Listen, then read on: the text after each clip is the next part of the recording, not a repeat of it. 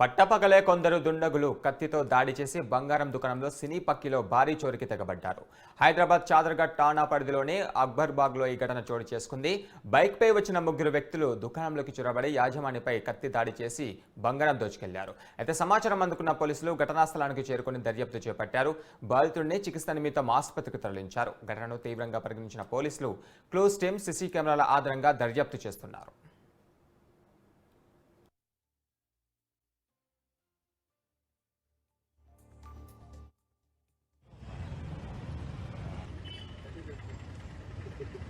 దాంట్లో ముగ్గురు వచ్చి అటాక్ చేశారు నా అబ్బాయి మీద.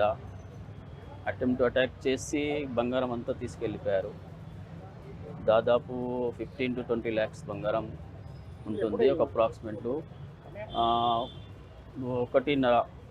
1:15 to 1:20 మధ్యాహ్నం ఈ టైంలో అయింది. ముగ్గురు వచ్చారు.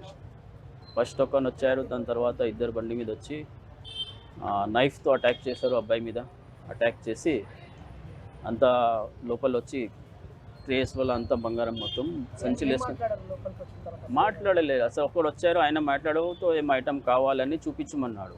అతనికి చూపిస్తున్నారు. దాని లోపల ఇద్దరు మళ్ళీ 1 minute లోపల వాళ్ళిద్దరు వచ్చారు. వచ్చి దాని లాంగ్గానే లోపల చైర్ మీద ఎక్కి కౌంటర్ మీద ఎక్కి ఆయనకి అటాక్ చేశాడు.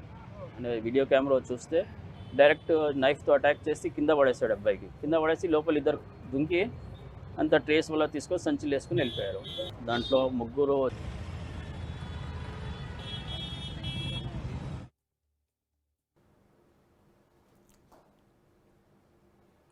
చోరీ ఘటనపైన మరింత సమాచారం మా క్రైమ్ బ్యూరో చీఫ్ కృష్ణ అందిస్తారు. కృష్ణ, చెప్పండి, ఈ చోరీ గల కారణాలు ఏంటి, పోలీసులు ఏమంటున్నారు?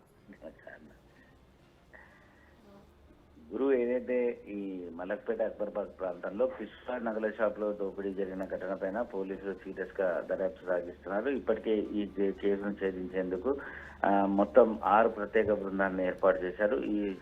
ఏదైతే నగల షాప్ లో సీసీ కెమెరా ఫుటేజ్ లో స్పష్టంగా ముగ్గురు వ్యక్తులు ముందుగా ఒక వ్యక్తి లోపలికి ప్రవేశించి ఆ తర్వాత నగలు కొనుగోలు చేస్తున్నట్లుగా నటించడం జరిగింది. ఆ తర్వాత మరో 2 వ్యక్తులు ఆ షాప్ లోకి ప్రవేశించి షాపు యజమాని పైన దాడి చేసి అతని కత్తితో దాడి చేసి అతని అక్కడ షాప్ లో ఉన్న నగలు మొత్తం దోచుకుపోయారు. అయితే సీసీ ఫుటేజ్ లో వచ్చిన ఆడియో రికార్డ్ ఆధారంగా వారు హిందీలో మాట్లాడిన తీరు, అలాగే అందులో ఒకరు హెల్మెట్ పెట్టుకోవడం, మాస్క్ పెట్టుకోవడం, ఆ తర్వాత క్యాప్లు ధరించడం, వారి మాట, భాష, వస్త్రధారణ, ఈ తీరంతా కూడా బీహారీ ముఠా అని చెప్పేసి పోలీసులు భావిస్తున్నారు. ఆ సీసీ ఫుటేజ్ ఆధారంగా మొత్తం పోలీసులు దర్యాప్తు చేసేందుకు ఈ ఘటన పైన అంటే ఈ కేసు వ్యవహారానికి సంబంధించి మొత్తం హైదరాబాద్ లో కూడా తనిఖీ నిర్వహించడం జరుగుతుంది. గతంలో ఇదే తరహాలో దోపిడీకి పాల్పడిన ఈ పాత గ్యాంగ్ ముఠా వ్యవహారానికి సంబంధించి ఫైళ్లు తిరిగేస్తున్న ఈ ఈస్ట్ జోన్ పోలీసులు ప్రస్తుతం ఆ ముగ్గురు వ్యక్తుల కోసం 6 ప్రత్యేక బృందాలను రంగంలోకి దింపి వారి కోసం తీవ్రంగా గాలించడం జరుగుతుంది. మరోపక్కన ఏదైతే దుండగులు చేసిన దాడిలో గాయపడిన రెహమాన్ ప్రస్తుతం ఆసుపత్రిలో కోలుకోవడం జరుగుతుంది. అయితే కృష్ణ, ఈ పట్టపగలే చోరికి ప్రయత్నించిన నేపథ్యంలో అంటే తెలిసిన వాళ్ళని చెప్పుకోవచ్చా, లేదంటే జ్యువెలరీతో పాటు నగదు కూడా దోచుకెళ్లారా? గురు, ఏదైతే ప్రస్తుతం ఏదైతే ఈ దాడి చేసిన తర్వాత షాప్ లో ఉన్న వెండి, బంగారు ఆభరణాలు మొత్తం కూడా దోచుకొని అక్కడ నుంచి పారిపోయారు. అయితే పట్టపగలే ఈ దోపిడీ జరగడం అనేది పోలీసుల విస్మయానికి గురి చేస్తుంది. అది మందులో అక్బర్బాగ్ లో నిత్యం అది రద్దీగా ఉండే ప్రాంతం.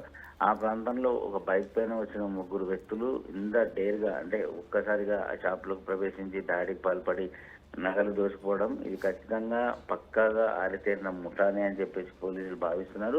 అప్పుడు ఇప్పటికే నిన్న ఉదయం ఘటనా స్థలానికి వచ్చిన క్లూస్ టీం కూడా కొన్ని ఆధారాలు సేకరించి పోలీసులకు అందజేసింది. అక్కడ దొరికిన ఏదైతే అక్కడ దొరికిన సీసీ ఫుటేజ్ తో పాటు ఈ వేలి ముద్రలను కూడా పాత నేరస్తులకు ఏమైనా వాటికి మ్యాచ్ అవుతాయన్న కోణంలో కూడా పోలీసులు దర్యాప్తు చేస్తున్నారు. ఆ సీసీ ఫుటేజ్ ఆధారంగా అది బీహార్ ముఠా పనే అని చెప్పేసి పోలీసులు భావించడం జరుగుతుంది. అంతేకాకుండా గతంలో ఈ షాప్ లో పనిచేసిన వాచ్మెన్లు కానీ అందులో ఉద్యోగులు కానీ వారు ఎవరైనా అంటే పనిచేసి ఉద్యోగం మానేసిన వారు కానీ ప్రస్తుతం పనిచేస్తున్న వ్యక్తులకు కూడా ఏదైనా ఈ నేరస్తులతో లింక్ ఉందా, వారు ఏమైనా సమాచారం ఇచ్చారా, గతంలో ఏదైనా ఇది రెక్కి నిర్వహించిన తర్వాతనే ఈ చోరీకి పాల్పడ్డారా అన్న కోణంలో పోలీసుల దర్యాప్తు కొనసాగుతుంది. Thank you Krishna.